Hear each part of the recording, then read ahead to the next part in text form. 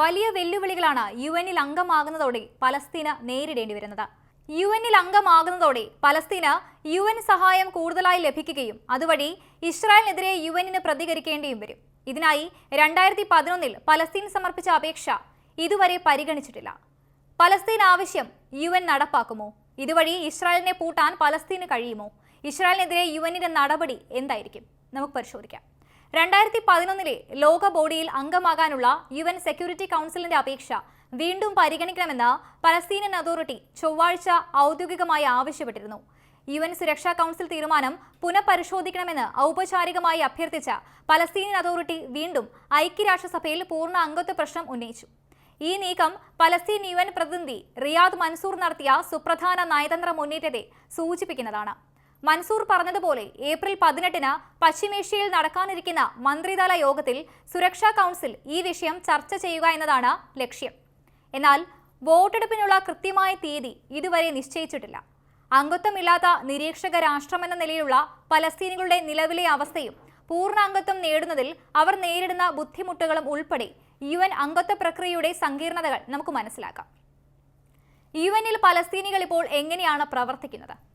പലസ്തീനികൾ ഐക്യരാഷ്ട്രസഭയിലെ അംഗമല്ലാത്ത നിരീക്ഷക രാഷ്ട്രമാണ്. 193 രാഷ്ട്ര യുഎൻ ജനറൽ അസംബ്ലി 2012 നവംബറിൽ പരമാധികാര രാഷ്ട്രമായ പലസ്തീൻ അംഗീകരിക്കുന്നതിന് ലോക ബോഡിയിലെ നിരീക്ഷക പദവി എൻറ്ററിൽ നിന്ന് അംഗമല്ലാത്ത രാഷ്ട്രമായി ഉയർത്തിക്കൊണ്ട് അംഗീകരിച്ചു. 138 പേർ അനുകൂലിച്ചും 9 പേർ എതിർത്തും 41 പേർ വിട്ടുനിന്നു. എങ്ങനെയാണ് പുതിയ അംഗരാജ്യങ്ങളെ യുഎന്നിൽ പ്രവേശിപ്പിക്കുന്നത്? യുഎന്നിൽ ചേരാൻ ആഗ്രഹിക്കുന്ന രാജ്യങ്ങൾ സാധാരണയായി യുഎൻ സെക്രട്ടറി ജനറലിന് ഒരു അപേക്ഷ സമർപ്പിക്കും. അദ്ദേഹം അത് 15 അംഗ സുരക്ഷാ കൗൺസിലിലേക്ക് ഒരു വിലയിരുത്തലിനും വോട്ടെടുപ്പിനുമായി അയക്കും. 2011 നൽകിയ പലസ്തീൻ അപേക്ഷയുടെ സുരക്ഷാ കൗൺസിൽ പുതുക്കണമെന്ന് അഭ്യർത്ഥിച്ച് ചൊവ്വാഴ്ച യുഎൻ സെക്രട്ടറി ജനറൽ ആന്റോണിയോ ഗുട്ടറസിന് മൻസൂർ കത്തയച്ചു. ഗുട്ടറസ് സുരക്ഷാ സമിതിക്ക് കത്തയച്ചതായി യുഎൻ വക്താവ് സെഫ്രാൻ ദുജാദിർ പറഞ്ഞു.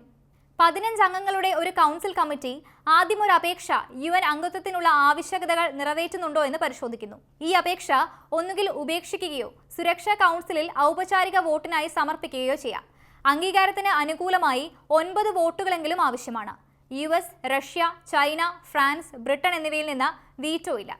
കൗൺസിൽ അംഗത്വ അഭ്യർത്ഥന അംഗീകരിച്ചാൽ അത് പൊതുസഭയുടെ അംഗീകാരത്തിനായി നീങ്ങും.